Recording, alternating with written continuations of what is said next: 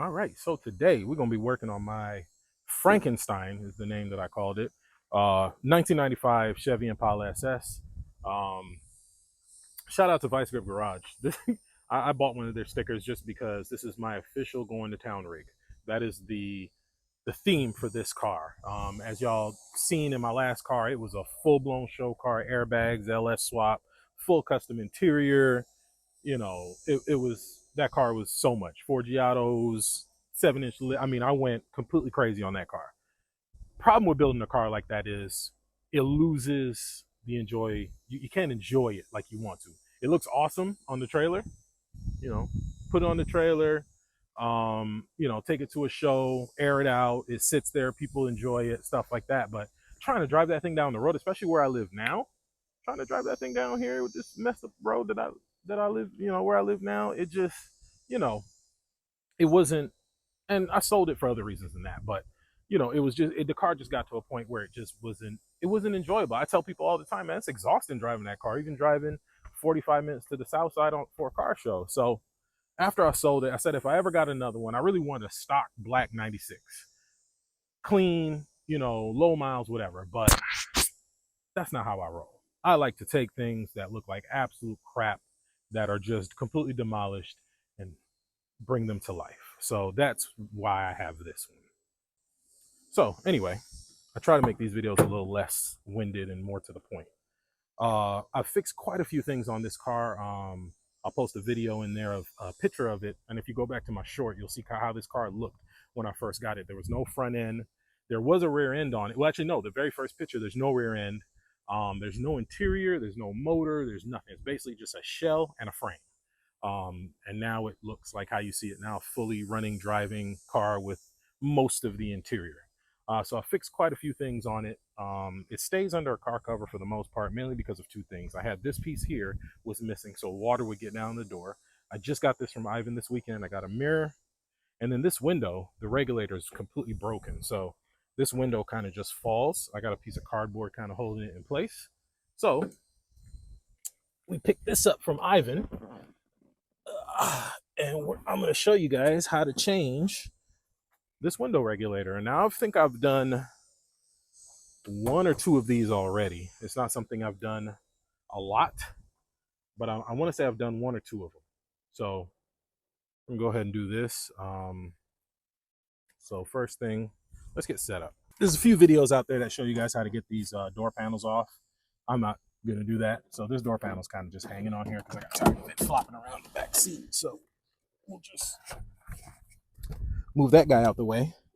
All right, so the problem, well, it's unplugged now, but the problem we have is this regulator is completely broken. But as you can see, there's, and I assume these are all things that people have put in here to try to keep this window up over for a while. There's a bunch of crap in here. Yeah, so it's all folded up pieces of cardboard and stuff like that. And again, I assume, I think that's everything. Let me throw this out. Before you guys go replacing on this, you want to check for the guides. There's guides in there, and I make a video. I'll put a link to it in the description of this video. But there's a link where I show you guys how to change the shark fin with the window comes down sideways. It normally happens with the front windows, comes down sideways. So check that first, because a lot of times that's the problem. This one I know for sure shot because this doesn't do anything when I give it power. So I've already tried to power this independently with a power probe, and it doesn't work. So I know it's not anything to do with the switch or any of the wiring or anything like that, because I put a switch in here, try to power it. This does nothing. So we got to pull this regulator out and change it. Let me show you what it looks like. All right, so here's the new regulator. So basically this is held in place by rivets from factory. And then you have this that goes into the guide, the window channel guide, and then this bolts to the door. There's two bolts where you screw these in, and that kind of keeps everything in place. But the main downside to it is it's riveted in, not drilled, not bolted in. So I'll have to run to the store and grab some hardware to bolt this in. I actually didn't think about that till right now, and missed the film in this video. So we'll get that. But yeah, this is what it looks like outside. I'm gonna make sure all this stuff is greased up. There's still some factory grease on it, but I'm gonna spray some lithium grease on it just to make sure all that's good. We'll go ahead and change these guides as well, because these look like factory guides. So we'll put the roller guides in there. Yeah, this has got the factory guides in it, which is this right here. And this one actually looks in pretty good condition right here. And it's already got some grease, so this one's actually in pretty decent shape, but we're still going to change it because this is the one for the bottom. I believe this one bolts in at the bottom and then for the side. I don't remember. It's been a while. I don't remember if I got to take I don't remember exactly what I need to take. I may have a video on this. Maybe I need to go look at my own video. I didn't go look, but I remember. So the first thing we gotta do is take this out. So there's 4 rivets right here holding this. This is where your armrest bolts to. So this has to come out. So we have 4 rivets to drill out here. And then there's 2 bolts behind there, 2 10mm that have to come out. And then we got 4 rivets here we gotta pull out. And then the assembly will come through this channel here. We'll pull the whole thing out, put it in, we'll put nuts and bolts in it. And then we'll also have to put nuts and bolts in here. I do have a rivet gun, but I think for the stability, I'm going to put nuts, bolts, and washers on this. Like I said, I could just put rivets back in it, but honestly, I don't have enough experience with a rivet gun. I'm not afraid to admit it, to use it and make sure it's right. I feel like this is going to be all sloppy, and I don't want to deal with that. I know if I get some nice hardware with some locking nuts and washers and stuff, I can get this to stay in place pretty good.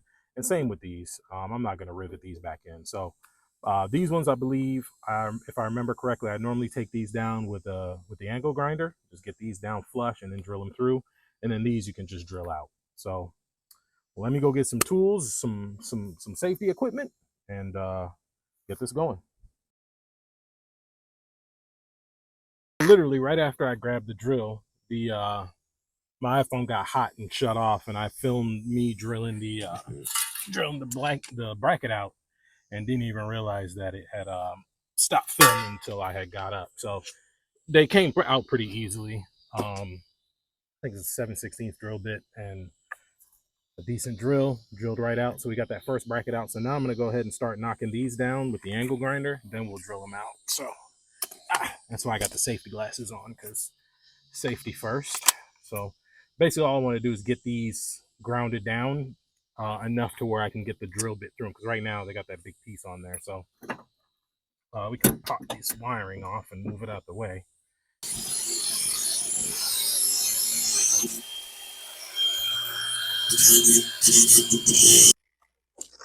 And I put this hat on because it is so freaking humid and hot out here. The sweat was just in my eyeballs. So shout out to Adrian for the ink hat. Anytime I get stuff, he sent me the seats, not the seats, dash and the steering wheel and all, he sent me a hat with it. So he always sends me cool stuff. I should go get my punch, but I'm being lazy.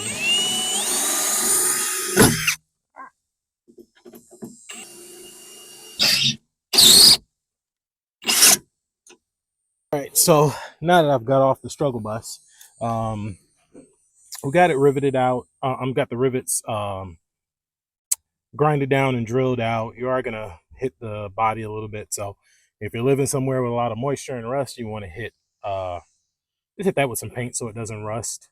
I'm gonna do that because here in Florida is super humid. So let me stop that. But also be careful because you may do something stupid like me and hit the wiring here. So I got to do a little bit of electrical repair.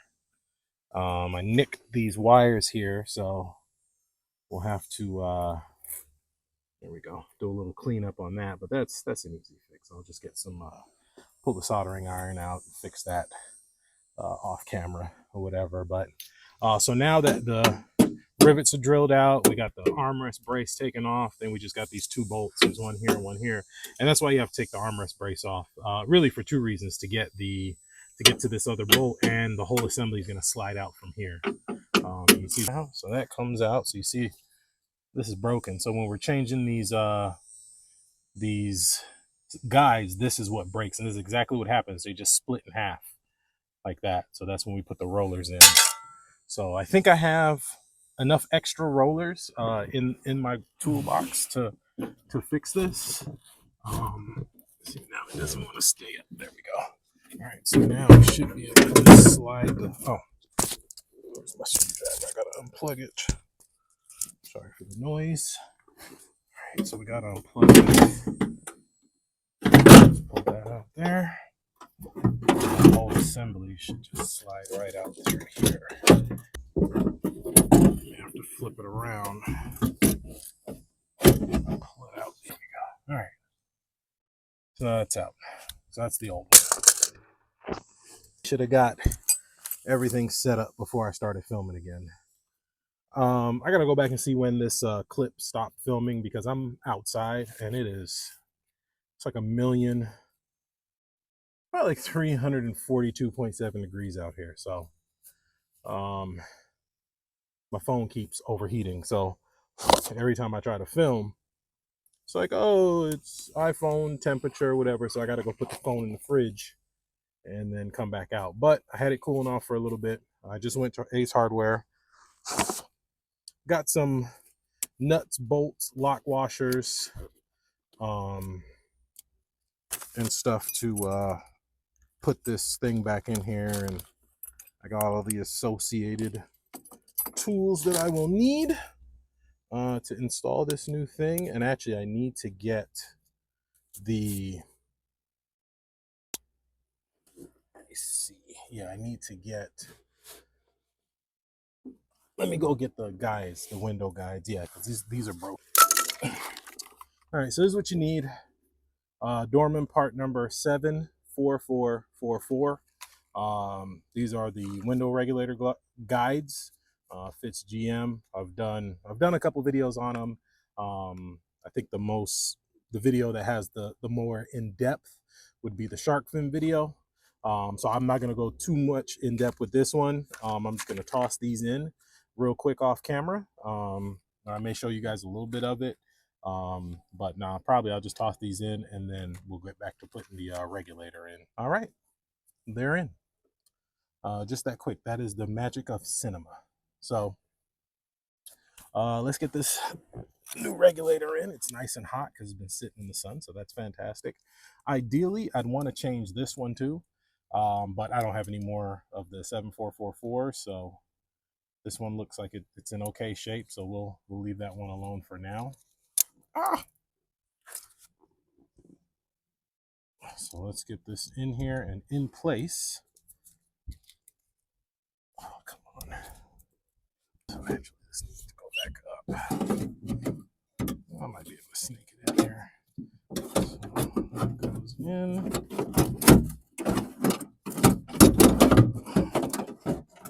I'll tell you what, went in a lot easier. Let's get this in place so we know this bolt's here. So this will kind of help keep it in place somewhat. So we'll get these first two nuts started. So iPhone got hot and cut off, so I had to let it cool. So I'm gonna try to shoot this real quick before it gets hot again because it is hot outside. But all I did was I put these two bolts in first here to hold it in place and raise the assembly up. I put the nuts in from the bolt in from the back side so that nothing, the arm coming up and down. I wasn't quite sure how long to get these, so I got them a decent length so where I can get enough grip. But just in case they were too long, I could cut them on this side. So I put them this way, that way it wouldn't be obstructing anything in the back. I mean, we got plenty of clearance, but I just wanted to be sure. So what I'm working on now is getting the little piece here up here into the guide. I'm gonna have to plug. All right, so this thing's been cutting off all day because of the heat, but we got it plugged up. I did verify it works, even with the wires all messed up, but I think that's probably going to something else, so we'll deal with that another day. But I got it to a point where it's lined up. You can kind of see right in there. So you want to get the little ball lined up with the guide. I already did the other side off camera because that side's a little harder to get to and a little harder to show. But one hand and good to go. That's it. She's fixed. And as you know, the V-body windows don't go that low down, so, but motion. You got a working back window. So now there is a little piece of the old guide stuck in there. You can take it out, but it's not going to hurt anything. It's just going to sit there. Even if you go all the way down, you can't see it, but it doesn't reach that side. So it'll just stay in there forever. I don't care. But now we have a working window. So now I'm just going to hit this with some paint, these four corners with some paint, throw the door panel off, throw the door panel on, and throw the door panel on, and that'll be it. So oh, the last thing we got to do, and I mean, I really don't need to put a video on this, but is put this back on. So you put this in, put the bolts in the same way, and that's it. So the biggest thing was putting the bolts in for the window regulator. You can use rivets. Hell, you could weld it in if you want, but this is the best way. I've done a couple of them. This is how I always do them. Put some bolts in. Remember, put them in facing outwards. That way it doesn't catch on anything. And you can verify that once you put it in. I just put a couple bolts in with some lock washers, and it should hold just fine. And that's it. So hope this helps somebody. I know my videos do tend to help people from time to time, so hopefully this new series I'm doing with the modifications I'm doing to this car do help you. Again, I appreciate all my subscribers, all the likes, the comments, even the bad ones. When you comment, you engage, it pays me. So keep the hate coming. I appreciate it. And again, I appreciate everybody for sticking around. I'll try to keep this going. Hopefully I get this video out, and I'll see y'all in the next one.